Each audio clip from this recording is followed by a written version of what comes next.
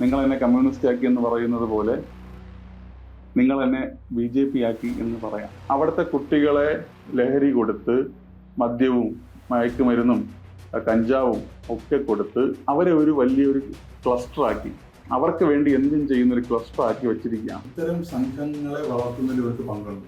തിരുവനന്തപുരം നഗരത്തിലെ ഇത്തരം ലഹരി മയക്കുമരുന്ന് മാഫിയകളെ പ്രതിരോധിക്കാൻ, അവരെ ഇല്ലായ്മ ചെയ്യാൻ ജനുവിനായി ഇറങ്ങിയ, സത്യസന്ധമായി ഇറങ്ങിയവരാരും ഇന്ന് CPM സജീവമായി ഇല്ല എന്നുള്ളതാണ്.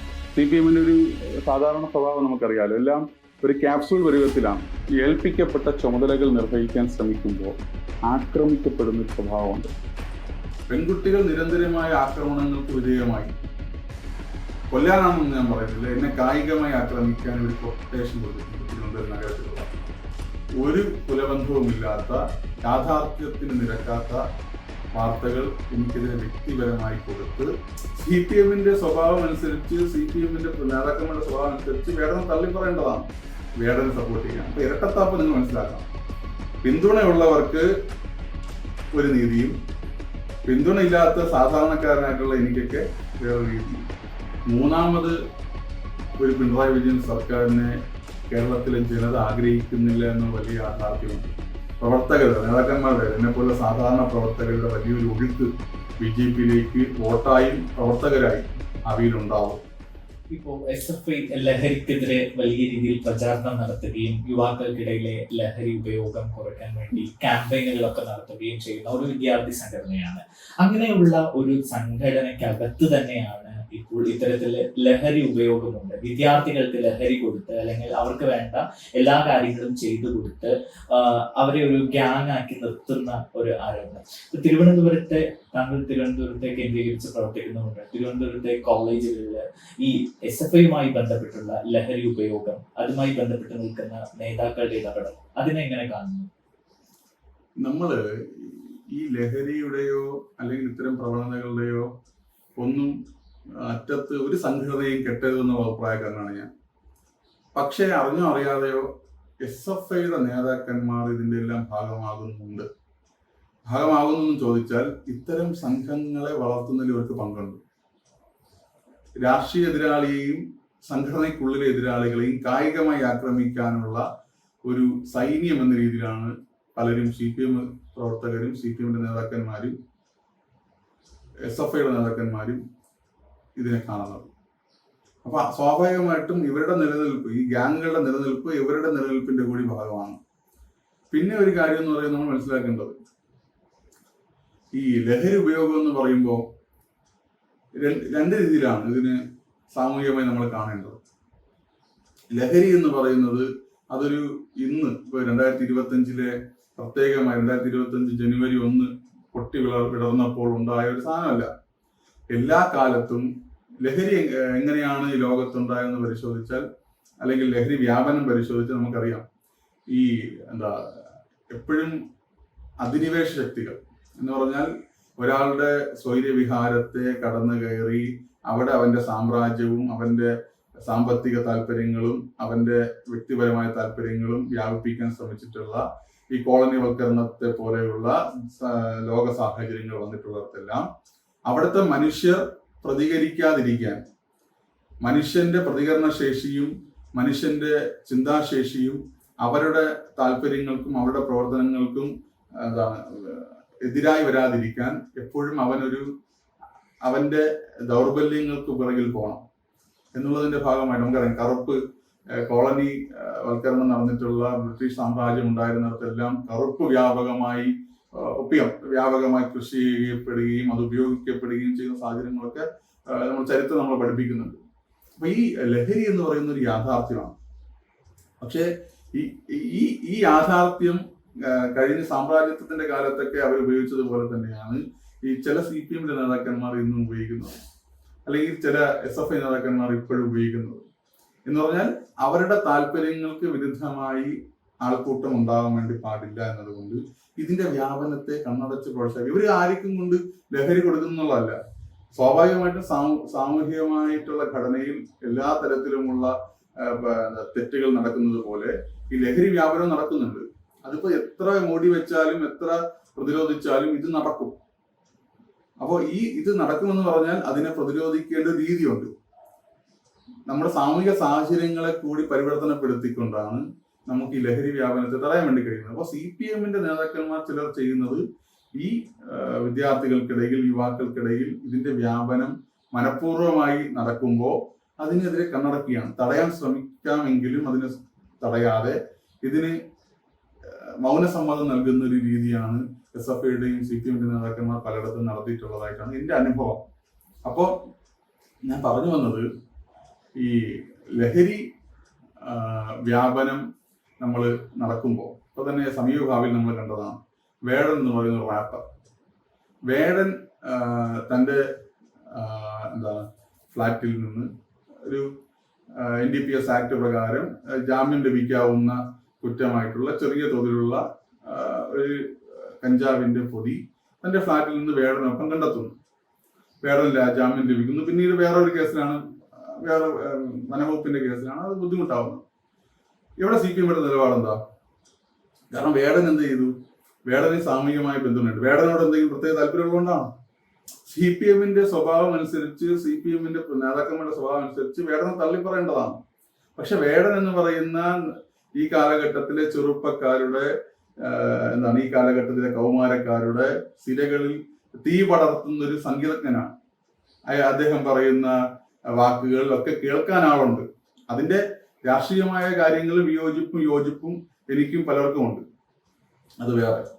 പക്ഷേ അദ്ദേഹം ചെയ്യുന്ന സംഗീതത്തിനെ ആസ്വദിക്കുന്ന വലിയ 10,000 ലക്ഷക്കണക്കിന് കൂട്ടമുണ്ട്.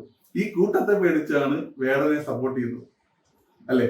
സാധാരണ ഇപ്പോൾ ഒരു നൃത്തം ചെയ്തതിന് അത് മദ്യപിച്ച നൃത്തമാണെന്ന് നിർവചിക്കുകയും അതിനെ സാമൂഹിക വിചാരണയ്ക്ക് എന്നെ ഇട്ടുകൊടുക്കുകയും അതിനെ മാധ്യമ വിചാരണയ്ക്ക് ഇട്ടുകൊടുക്കുകയും എന്നെ സാമൂഹികമായും വ്യക്തിപരമായി ഇല്ലാതാക്കാൻ വേണ്ടി എൻ്റെ ജീവിതത്തിന്റെ, എൻ്റെ ശരീരത്തിന്റെ ഭാഗമായിരുന്ന പ്രസ്ഥാനങ്ങളെ എന്നിൽ നിന്ന് വെട്ടിമാറ്റുകയും ചെയ്യുന്ന CPM ആൾക്കാർ തന്നെ, നേതാക്കന്മാർ തന്നെ വേടനെ സപ്പോർട്ട് ചെയ്യുകയാണ്. അപ്പൊ ഇരട്ടത്താപ്പ് നിങ്ങൾ മനസ്സിലാക്കണം.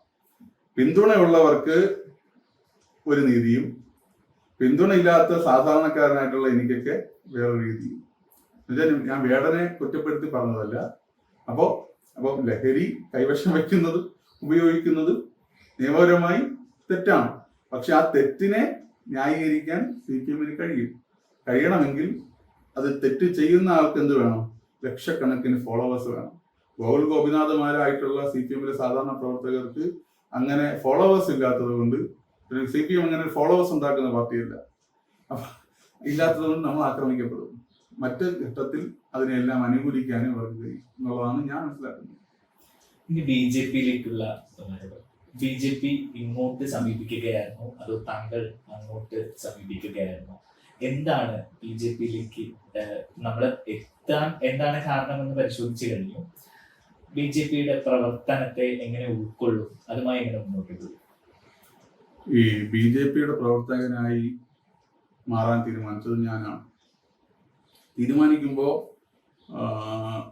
ആ തീരുമാനം എന്ന് പറയുന്നത് ഒരുപാട് മാസങ്ങളെടുത്ത, കാരണം നമ്മളെ മനസ്സിലും ബുദ്ധിയിലും കഴിഞ്ഞ ഇത്രയും വർഷത്തെ, കാരണം നമ്മൾ ഒരു ചെടി നട്ട് വളർത്തുമ്പോൾ ആ ചെടി വളരുന്ന ഘട്ടത്തിൽ ആ ചെടി ഒരു മരമാകുന്നതിന് മുമ്പ് നമ്മളിടുന്ന വളമാണ് ആ ചെടിയുടെ ശക്തിയും ഫലങ്ങളെയും തീരുമാനിക്കുക.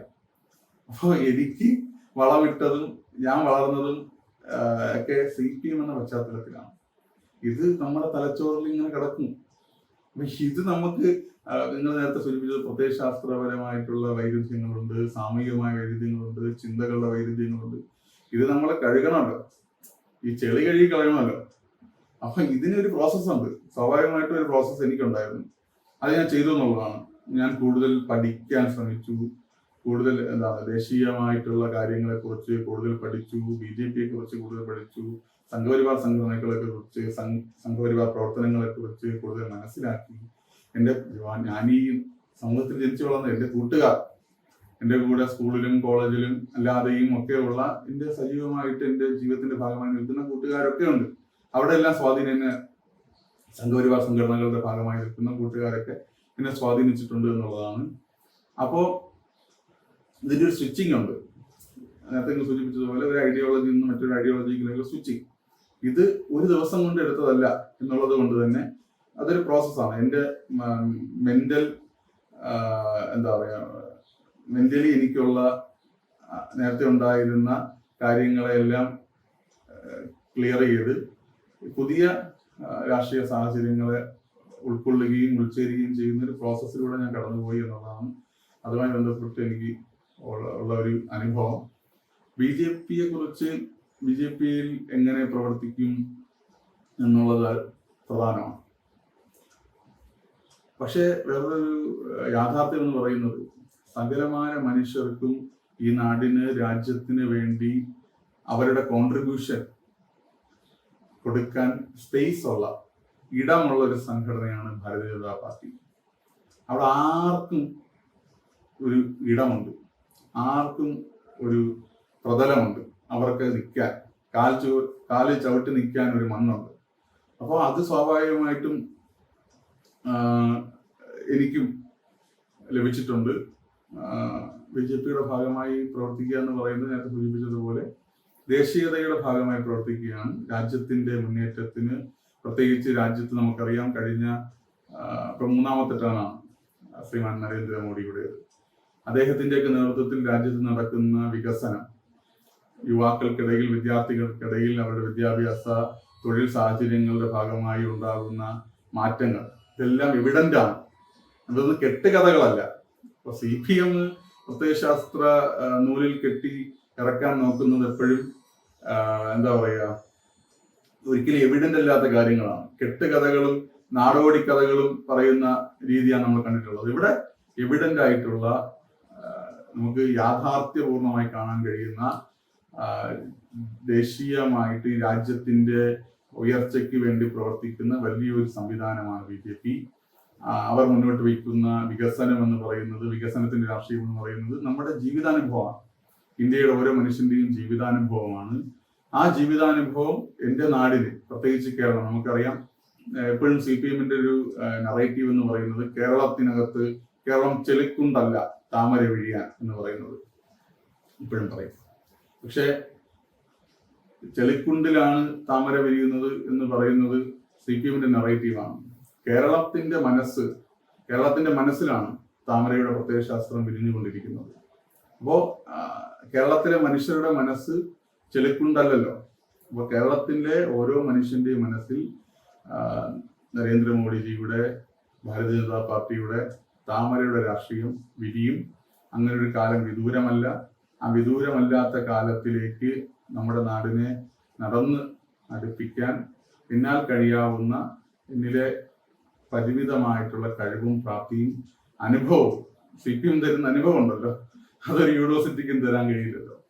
ആ അനുഭവവും ഉപയോഗിക്കുക എന്നുള്ളതാണ് ഞാൻ ഭാരതീയ ജനതാ പാർട്ടിയുടെ പ്രവർത്തകർ എന്ന രീതിയിൽ ഞാൻ ആഗ്രഹിക്കുന്നത്. CPMും BJPയും തമ്മിൽ പ്രത്യയശാസ്ത്രപരമായിട്ട് വ്യത്യാസമുണ്ട്. ഇപ്പോ സാധാരണ പ്രവർത്തകരെ ഇപ്പോ ഒരു പാർട്ടിയിൽ നിന്നും മറ്റൊരു പാർട്ടിയിലേക്ക് നേതാക്കൾ കൂടുമാറുമ്പോൾ പ്രത്യയശാസ്ത്രത്തെ എങ്ങനെ ഉൾക്കൊള്ളുന്നു എന്ന ചോദ്യം അവരുടെ മനസ്സിലുണ്ടാവും. അപ്പോൾ CPM പോലൊരു പാർട്ടി BJP വർഗീയ പാർട്ടിയായി ചിത്രീകരിക്കുന്നു, വലിയ വിമർശനങ്ങൾ ഉന്നയിക്കുന്നുണ്ട്. അതിനിടയിൽ താങ്കൾ SFIയോട് ചേർന്ന് നിന്നു, പ്രത്യേകിച്ച് വിദ്യാർത്ഥി രാഷ്ട്രീയമായിട്ട് SFI വളരെ ശക്തമായിട്ട് BJPക്കെതിരെ അല്ലെങ്കിൽ സംഘപരിവാറിനെതിരെയൊക്കെ പ്രചാരണങ്ങൾ നടത്തുന്ന ഒരു വിദ്യാർത്ഥി സംഘടന കൂടിയാണ്. അവിടെ നിന്ന് BJPയിലേക്ക് എത്തുമ്പോൾ ആ പ്രത്യയശാസ്ത്രപരമായ ഒരു മാറ്റം, അതിനെ എങ്ങനെ ഉൾക്കൊള്ളും, ഈ പ്രവർത്തകർ ഉൾക്കൊള്ളും എങ്ങനെ? താങ്കൾ അതിനെ എങ്ങനെയാണ് ഉൾക്കൊള്ളുന്നത്? ഈ മാറ്റം പ്രധാനമായി സംഭവിച്ചത്, അനുഭവങ്ങളിലൂടെ സംഭവിച്ചത് ഈ പ്രത്യയശാസ്ത്രപരമായിട്ടുള്ള മനസ്സിന്റെ മാറ്റം തന്നെയാണ്. ആ പ്രത്യയശാസ്ത്രപരമായ മാറ്റം എന്ന് പറയുമ്പോൾ കഴിഞ്ഞ നാളുകളിൽ, കഴിഞ്ഞ ഇത്രയും വർഷങ്ങളായി ഞാൻ പ്രവർത്തിച്ച പ്രസ്ഥാനങ്ങളുടെ പ്രത്യയശാസ്ത്രം അത് ഒരു തരത്തിൽ ഒരു വിഘടന സ്വഭാവമുള്ളതാണ് എന്ന് ഞാൻ മനസ്സിലാക്കുകയാണ്. എന്ന് പറഞ്ഞാൽ ഒരു സാമൂഹികമായ ഒരു ഘടനയെ പല തട്ടുകളിലാക്കി തിരിച്ച് ആ തട്ടുകളിൽ അവർക്ക് അനുയോജ്യമായിട്ടുള്ള രീതിയിൽ വിത്തുകൾ പാകി മുളപ്പിച്ചെടുക്കുന്ന ഒരു രീതിയാണ് ഞാൻ CPMൽ കണ്ടത്. പ്രായോഗികമായിട്ട് പ്രത്യയശാസ്ത്രം മാറി നിൽക്കുകയാണ്. പിന്നെ ഈ കാലത്ത് കേരളത്തിലെ CPMനകത്ത് പ്രത്യയശാസ്ത്രമുണ്ടോ എന്ന് ചോദിച്ചാൽ, ആശയമുണ്ടോ എന്ന് ചോദിച്ചാൽ, ആശയപരമായിട്ടുള്ള വ്യക്തത ഉണ്ടോ എന്ന് ചോദിച്ചാൽ, ആമാശയപരമായിട്ടുള്ള വ്യക്തത ഉണ്ട് എന്ന് മാത്രമേ നമുക്ക് പറയാൻ വേണ്ടി കഴിയുള്ളൂ. അതിപ്പോ ഞാൻ പറയേണ്ട ആവശ്യമില്ല. പൊതുസമൂഹം ചർച്ച ചെയ്യുന്നു, നിങ്ങൾ മാധ്യമങ്ങളെല്ലാം അത് കൃത്യമായി വിശകലനം ചെയ്യുന്ന കാര്യമാണ്. അപ്പൊ പ്രത്യയശാസ്ത്രപരമായിട്ടുള്ള ഒരു മാറ്റം എന്നതിലുപരി സാമൂഹികമായിട്ടുള്ള ഒരു മാറ്റമാണ് എനിക്കുണ്ടായിട്ടുള്ളത്. പ്രത്യേകിച്ച് നമ്മൾ ജനിച്ചു വളരുന്ന നാടിനോട് ഉള്ളതിനേക്കാൾ കൂടുതൽ വിദൂരമായ ഏതോ ആശയത്തോട് ഉള്ള ഒരു മമത പുലർത്താൻ വേണ്ടിയാണ് CPM എപ്പോഴും പഠിപ്പിക്കുന്നത്. പ്രത്യേകിച്ച് സാധാരണയായിട്ടുള്ള മനുഷ്യർക്ക്, ഇപ്പോൾ CPM-ന്റെ ചില നേതാക്കന്മാരുടെയൊക്കെ ആശയ വിശകലനമൊക്കെ നമ്മൾ കണ്ടിട്ടുണ്ടാവുമല്ലോ, പ്രത്യയശാസ്ത്ര വിശകലനങ്ങളൊക്കെ കണ്ടിട്ടുണ്ടാവും. സാധാരണമായിട്ടുള്ള ഒരു മനുഷ്യന്റെ ബുദ്ധിക്കും യുക്തിക്കും ചേരുന്ന രീതിയിലേക്കുള്ളതല്ല. അപ്പോ അത്ര സിമ്പിളായി മനുഷ്യനെ പറഞ്ഞു മനസ്സിലാക്കാൻ കഴിയാത്തൊരു പ്രത്യയശാസ്ത്രമാണ് ഇടതുപക്ഷത്തിൻ്റെത് എന്നുള്ളതാണ് ഞാൻ എൻ്റെ അനുഭവത്തിലൂടെ മനസ്സിലാക്കുന്നത്. രാഷ്ട്രീയ പ്രവർത്തനത്തിന് വേണ്ടിയാണ്, സാമൂഹിക പ്രവർത്തനത്തിന് മനുഷ്യന് ഉതകുന്ന രീതിയിലേക്കാണ് നമ്മൾ എപ്പോഴും പ്രത്യയശാസ്ത്രങ്ങളെ തിട്ടപ്പെടുത്തുന്നത്.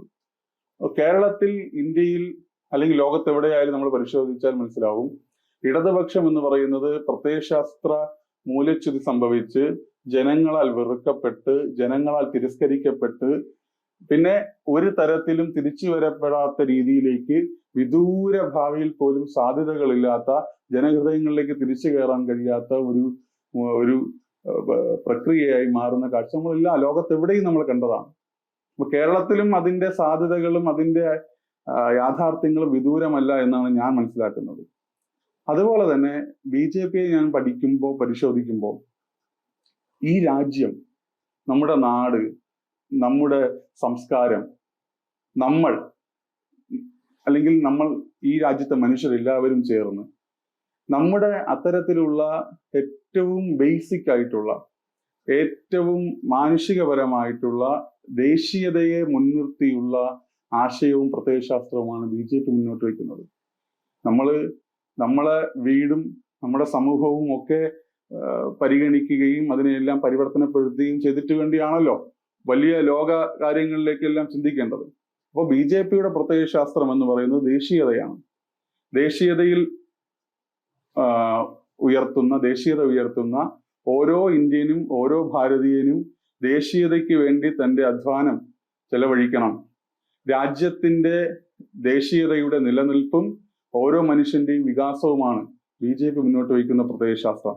ആ ദേശീയതയെയാണ് CPM അടക്കമുള്ള ഇടതുപക്ഷക്കാരും കോൺഗ്രസും ഒക്കെ വർഗീയതയായി ചിത്രീകരിക്കുന്നത്. നമ്മുടെ ദേശീയത, ഭാരതീയൻ എന്ന നമ്മുടെ ദേശീയത, ഇന്ത്യക്കാരൻ എന്ന നമ്മുടെ ദേശീയത, ഈ ദേശീയതയെ വർഗീയമായി ചിത്രീകരിച്ച് CPM-ന്റെ ഒരു സാധാരണ സ്വഭാവം നമുക്കറിയാലോ, എല്ലാം ഒരു ക്യാപ്സൂൾ പരുവത്തിലാണ്, സമഗ്രമായിട്ടുള്ള ഒരു ക്യാപ്സൂൾ പരുവത്തിലുള്ള പ്രത്യയശാസ്ത്രത്തെ വിതരണം ചെയ്യുന്ന ഒരു സംഗതിയാണ് എപ്പോഴും ഈ ഇടതുപക്ഷം സ്വീകരിച്ചിട്ടുള്ള, കേരളത്തിൽ പ്രത്യേകിച്ച്. അപ്പോൾ അത്തരം ക്യാപ്സ്യൂളുകൾ വിഴുങ്ങിയാൽ നമുക്ക് തോന്നും ഇതൊരു വർഗീയതയാണെന്ന് ചിലപ്പം ഈ പൊതുസമൂഹത്തിന് ചിലപ്പോൾ തോന്നിയിരിക്കാം. പ്രത്യേകിച്ച് CPM-ന്റെ മാത്രം ഒരു ആശയ സംഹിതയിൽ നിന്ന് കടന്നു വരുന്ന ആളുകൾക്ക് അങ്ങനെ തോന്നാം.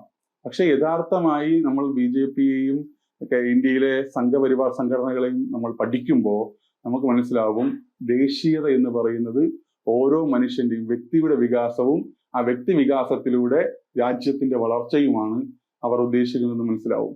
അപ്പൊ രാജ്യത്തിന്റെയും ഈ രാജ്യത്തിലെ സമൂഹത്തിലെ ഓരോ മനുഷ്യന്റെയും വളർച്ചയേക്കാൾ വലിയ പ്രത്യയശാസ്ത്രമൊന്നും ഇന്നത്തെ ഭാരതീയ സാഹചര്യത്തിൽ, രാഷ്ട്രീയ സാഹചര്യത്തിൽ നമുക്ക് കാണാൻ വേണ്ടി കഴിയില്ല. അപ്പൊ അത്തരം സങ്കുചിതമായ വിദൂരമായ ഒരു പ്രത്യയശാസ്ത്ര അടിത്തറയിൽ നിന്ന് ഇന്ത്യക്കാരന്റെ, ഭാരതീയന്റെ വ്യക്തിത്വത്തെയും അതുപോലെ തന്നെ അവന്റെ വ്യക്തിത്വം വികസിക്കുന്നതിലൂടെ ഭാരതത്തിന്റെ സംസ്കാരവും മുന്നേറ്റവും ഉണ്ടാവുന്ന ഒരു പ്രത്യയശാസ്ത്രത്തിലേക്ക് ഞാൻ പ്രവർത്തിക്കാൻ തീരുമാനിച്ചു എന്നുള്ളതാണ് എൻ്റെ യാഥാർത്ഥ്യം. CPM-ലും SFI-ലുമായിട്ട് നിരവധി ചുമതലകൾ വഹിച്ചിട്ടുണ്ട്. ആ ചുമതലകൾ എന്തൊക്കെയായിരുന്നു? CPM-ലും SFI-ലുമായിട്ട് നിരവധിയായിട്ടുള്ള സ്വാഭാവികമായിട്ടും കുഞ്ഞിലെ പ്രവർത്തിച്ചു തുടങ്ങുമ്പോൾ വിവിധങ്ങളായിട്ടുള്ള ചുമതലകൾ എന്താണ് എന്ന് നമ്മൾ അറിയാത്ത പ്രായത്തിൽ പോലും ചുമതലകൾ വഹിച്ചിട്ടുള്ള ആളാണ് ഞാൻ. പ്രത്യേകിച്ച് ബാലസംഘത്തിലൂടെയാണ് ഞാൻ ബാലസംഘത്തിന്റെ എൻ്റെ നാട്ടിലെ, എൻ്റെ വീടിരിക്കുന്ന പ്രദേശത്തെ കുടപ്പനക്കുന്നിലെ പ്രവർത്തകനായിട്ടാണ് ഞാൻ സംഘടനാ ജീവിതം ആരംഭിക്കുന്നത്. അപ്പൊ അന്ന് ആരംഭിക്കുമ്പോൾ സംഘടനാ ജീവിതമാണോ, നമ്മളെ കുഞ്ഞുങ്ങളുടെ ഒരു കൂട്ടം, നമ്മൾ പരിചയക്കാരായിട്ടുള്ള ആളുകൾ, അച്ഛൻ്റെയും എൻ്റെ അമ്മയുടെ ചേട്ടൻ്റെയും ഒക്കെ പരിചയക്കാരായിട്ടുള്ള ആളുകൾ നമ്മളെ വന്ന് വിളിച്ചുകൊണ്ട് പോകും. നമ്മളവിടെ പോയി നമ്മൾ കൂട്ടുകാർക്കൊപ്പം നമ്മളെ ആ കുട്ടിക്കാലം ചെലവഴിക്കുന്ന ഒരു സാഹചര്യമാണെന്നുണ്ടായത്. പിന്നീടാണ് എന്റെ ചുമതലകളിലൊക്കെ വരുന്നത്. ബാലസംഘത്തിന്റെ വില്ലേജ് സെക്രട്ടറി ആയി തുടങ്ങി, SFIയുടെ ലോക്കൽ കമ്മിറ്റിയുടെ ഭാരവാഹിയായി, SFIയുടെ സംസ്ഥാന ഉപാധ്യക്ഷനായി, സംസ്ഥാന വൈസ് പ്രസിഡന്റ് ആയിട്ടാണ് ഞാൻ SFI സംഘടനാ ജീവിതത്തിൽ അവസാനത്തെ ചുമതല വഹിക്കുന്നത്. CPMന്റേതാണെങ്കിൽ CPMന്റെ ലോക്കൽ കമ്മിറ്റി മെമ്പർ, CPMന്റെ ബ്രാഞ്ച് സെക്രട്ടറി എന്നീ ചുമതലകളാണ് CPMൽ ഞാൻ വഹിച്ചത്. അപ്പോൾ സർവകലാശാലയുടെ വിദ്യാർത്ഥി പ്രതിനിധിയായിട്ടൊക്കെ SFIയുടെ ഭാഗമായി ഞാൻ പ്രവർത്തിച്ചിട്ടുണ്ട്. അതുപോലെ തന്നെ നവമാധ്യമ ചുമതലകൾ SFIയിലും CPMലും സംസ്ഥാന തലത്തിൽ വഹിക്കുന്ന ഘട്ടവും ഉണ്ടായിട്ടുണ്ട്. ഇത്തരത്തിലാണ് ചുമതലകൾ വഹിച്ചിട്ടുള്ളത്. മൂന്നാമതൊരു പിണറായി സർക്കാർ ഉണ്ടാകുമോ? അതുമായി ബന്ധപ്പെട്ട ചർച്ചകളൊക്കെ ഇപ്പൊ തന്നെ തുടങ്ങിക്കഴിഞ്ഞു. എന്ത് തോന്നുന്നു? അത്തരം വലിയ കാര്യങ്ങളെ കുറിച്ചൊന്നും രാഷ്ട്രീയമായി അഭിപ്രായം പറയാൻ ഞാൻ ആളല്ല. ഇതിനെല്ലാം പാർട്ടിയുടെ നേതാക്കന്മാർ, ഭാരതീയ ജനതാ പാർട്ടിയുടെ നേതാക്കന്മാർ മറുപടി പറയും. പക്ഷേ മൂന്നാമത് ഒരു പിണറായി വിജയൻ സർക്കാരിനെ കേരളത്തിലെ ജനത ആഗ്രഹിക്കുന്നില്ല എന്ന വലിയ യാഥാർത്ഥ്യമുണ്ട്. CPMന്റെ നേതൃത്വത്തിൽ, LDFന്റെ നേതൃത്വത്തിൽ ഇനിയൊരു സർക്കാരിനെ ഉൾക്കൊള്ളാനുള്ള ഒരു വിശാല മനസ്കത കേരളത്തിലെ ജനതയ്ക്കില്ല എന്നാണ് ഞാൻ മനസ്സിലാക്കുന്നത്.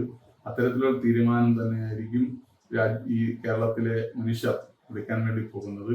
ആ പുതിയ തീരുമാനം CPMനെയും ഇടതുപക്ഷത്തെയും പിണറായി സർക്കാരിനെയും ഇനിയും ഉൾക്കൊള്ളാതിരിക്കുകയും ഭാരതീയ ജനതാ പാർട്ടിക്ക് വലിയ രീതിയിൽ സ്വീകാര്യത ലഭിക്കാൻ പോകുന്ന തിരഞ്ഞെടുപ്പായിരിക്കും 2026 നിയമസഭാ തിരഞ്ഞെടുപ്പ് എന്നാണ് ഞാൻ പ്രതീക്ഷിക്കുന്നത്. ഇപ്പോ BJPയിലേക്ക് വന്ന ശേഷം കൂടെ പ്രവർത്തിച്ച നേതാക്കൾ ആരെങ്കിലും വിളിക്കുകയോ അതുമായി ബന്ധപ്പെട്ട എന്തെങ്കിലും പോകേണ്ടിയിരുന്നില്ല അങ്ങനെ എന്തെങ്കിലും സംസാരിക്കുകയൊക്കെ ചെയ്തിരുന്നു? സ്വാഭാവികമല്ലേ. സ്വാഭാവികമായിട്ടും നമ്മളുമായി രാഷ്ട്രീയത്തിന് മുകളിൽ വ്യക്തിബന്ധമുള്ള എല്ലാവരും നമ്മളെ വിളിക്കും. പ്രത്യേകിച്ച് അതൊരു എല്ലാവർക്കും ഒരു ഞെട്ടലായത് കൊണ്ട് തന്നെ പലരും കഴിഞ്ഞ ഒരാഴ്ചയായിട്ട് നിരന്തരമായ ഫോൺ കോളുകൾ നമുക്ക് ഉണ്ടാവുമല്ലോ. മുതിർന്ന നേതാക്കൾ ആരെങ്കിലും വിളിച്ചിരുന്നു?